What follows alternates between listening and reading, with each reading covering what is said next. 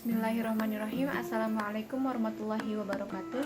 Perkenalkan, nama saya Nur Wardani dari Prodi PIAU di kelas 3A dengan NIM 190111004. Jadi tujuan saya membuat video ini adalah untuk menyelesaikan tugas akhir semester saya pada mata kuliah pembelajaran Al-Quran anak usia dini.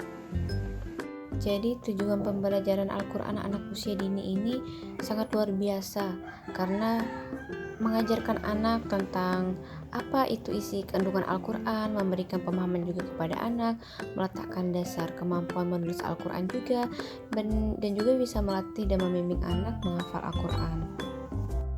Selanjutnya, prinsip-prinsip pembelajaran Al-Quran anak usia dini, yang dimana metode cara mengajar pun harus menarik dan harus menyenangkan, pembelajarannya pun harus aktif dan harus pendekatannya pun dengan bermain, karena dengan cara itu anak pun akan senang belajar membaca Al-Quran dan harus sesuai dengan tahap perkembangannya, dan juga tidak memaksa anak, dan tetap harus mendapat dukungan oleh tenaga pendidik atau guru yang memiliki wawasan Al-Quran dan berakhlakul karimah. Selanjutnya, ruang lingkup pembelajaran Al-Quran anak usia dini yakni harus dilaksanakan secara holistik atau menyeluruh, tidak terpaku pada salah satu aspek saja. Dan cakupan pembelajaran Al-Quran anak usia dini itu harus membaca, menulis, menghafal, dan memahami. Yang kedua, kisah atau cerita untuk anak usia dini di dalam Al-Quran, yang dimana di dalam Al-Quran itu sendiri banyak sekali ditemui kisah atau cerita tentang binatang, tumbuhan, nabi, rasul, dan lain-lainnya. Jadi kita bisa menceritakan kisah tersebut untuk anak usia dini dan menjelaskan pesan moral apa saja yang terkandung dalam kisah atau cerita tersebut. Yang ketiga, strategi memahami kandungan Al-Quran untuk anak usia dini. Kita mencari tahu apa dulu yang dimaksud dengan strategi memahami kandungan Al-Quran untuk anak usia dini, yakni rangkaian kegiatan yang didesain oleh guru, mencakup perencanaan, urutan kegiatan, metode, media, hingga evaluasi yang bertujuan untuk memberikan pemahaman kepada anak usia dini tentang makna yang terkandung di dalam Al-Quran. Selanjutnya, memahami kandungan Al-Quran untuk anak usia dini dengan metode bercerita, yang dimana metode bercerita adalah menyampaikan serangkaian peristiwa yang dialami oleh sang tokoh. Tokoh dalam cerita dapat berupa manusia, binatang, dan makhluk-makhluk lainnya, baik tokoh nyata maupun rekaan.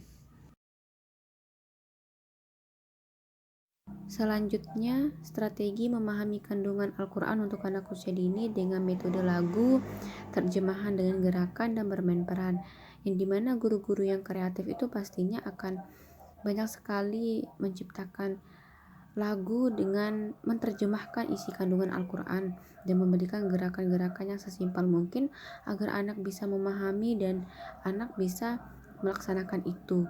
Jadi anak dapat memahami kandungan Al-Quran, bukan hanya dia bisa membacanya saja, tetapi tahu terjemahannya dan gerakannya, dan pastinya anak akan senang melakukan itu.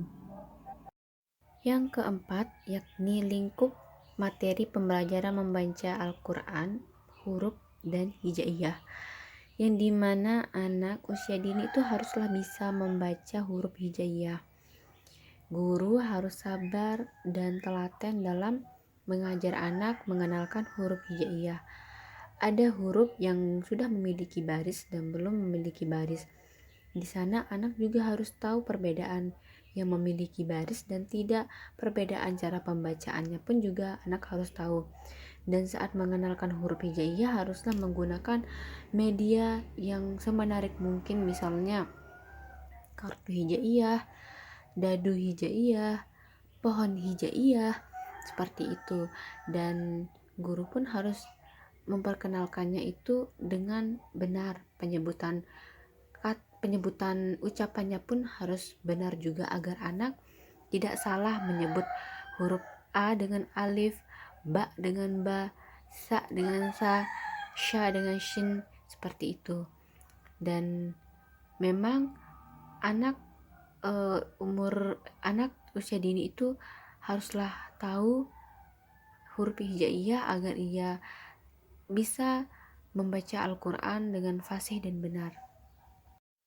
Dan juga barisnya pun harus diperkenalkan untuk anak usia dini, yang dimana barisnya itu ada fathah, fathatain, kasroh, kasrohtain, dhammah, dhammahtain, seperti itu. Bukan baris panjang atas, baris panjang bawah, bukan. Tapi harus jelas, yang di atas namanya fathah, yang di bawah namanya kasroh. Seperti itu, agar anak bisa tahu perbedaannya dan pengucapannya. Lalu yang kelima yakni metode belajar membaca Al-Quran menurut metode Al-Baghdadi dan Iqra. Yang pertama Al-Baghdadi. Metode Al-Baghdadi adalah metode tersusun atau tartibiyah. Maksudnya yaitu suatu metode yang tersusun secara berurutan dan merupakan sebuah proses ulang yang lebih kita kenal dengan sebutan metode alif ba ta. Metode ini disebut juga dengan metode eja. Dan metode Al-Baghdadi ini berasal dari Baghdad sendiri pada masa pemerintahan Bani Abbasiyah. Dan konsep pembelajaran metode Al-Baghdadi pun yakni hafalan, mengeja, dan modul. Selanjutnya metode Iqra. Metode Iqra adalah metode pembelajaran membaca huruf-huruf hijaiyah dari permulaan dengan disertai aturan bacaan tanpa makna dan tanpa lagu, dengan tujuan agar pembelajar dapat membaca Al-Quran sesuai dengan kaidahnya. Metode Iqra sendiri disusun oleh sebuah tim tadarus angkatan muda masjid dan Maslah atau AMM yang diketuai oleh Ustadz As'ad Human dari Kota Gede Yogyakarta pada tahun 1989. Human dalam kata pengantar buku Iqra secara eksplisit tidak dikatakan bahwa buku Iqra dimaksud adalah sebuah metode, namun secara implisit mengatakan bahwa buku Iqra adalah metode pembelajaran membaca Al-Quran. Selanjutnya yang keenam yakni metode belajar membaca Al-Quran dengan qiraati dan ummi. Qiraati dan ummi ini tidak jauh berbeda, mereka memiliki jilid 1 hingga jilid 6 dan serangkaiannya pun hampir sama, ada tahsin dan sertifikasi. Akan tetapi cara mengaji di qiraati dan ummi itu berbeda. Jika di qiraati ia harus membuka mulut selebar 3 jari, dan di metode ummi sendiri cara pembacaannya itu biasa-biasa saja, akan tetapi lantunannya itu seperti bernyanyi. Contohnya seperti gini: A'udzu billahi minasyaitonir rajim. Bismillahirrahmanirrahim. Seperti itu. Yang ketujuh adalah metode belajar membaca Al-Quran dengan bermain, yang dimana metode ini sangat ampuh menurut saya, karena saat mengajar anak sambil bermain itu otomatis mood anak akan bagus dan cepat sekali akan meresap atau menyerap kotak anak pembelajaran apa yang sedang ia lakukan. Misalnya belajar mengenal huruf hijaiyah, kita harus menyusun strategi terlebih dahulu, misalnya dengan menggunakan kartu-kartu hijaiyah yang bentuknya unik dan warna-warni. Kita mengumpulkan anak-anak tersebut lalu mengulang-ulang ini huruf A, Ba, Ta, Sa sampai Ya. Habis itu anak-anak pun akan menyusun huruf A sampai Ya dengan cara bergiliran.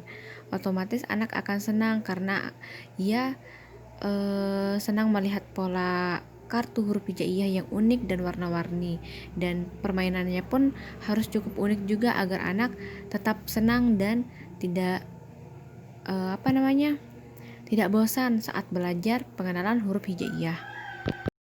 Dan yang kedelapan yakni metode pembelajaran menulis, yang dimana anak usia dini itu tidak seharusnya langsung disuruh untuk menulis kalimat yang panjang-panjang. Ada kalanya atau prosesnya anak belajar menulis itu secara perlahan-lahan, di mana guru harus menyiapkan media terlebih dahulu, misalnya menebalkan huruf. Menebalkan huruf di mana huruf tersebut sudah dibentuk akan tetapi berbentuk patah-patah, huruf yang patah-patah, lalu nanti anak akan menebalkannya. Lalu menirukan huruf. Guru harus membuat huruf terlebih dahulu, lalu anak akan menirukannya.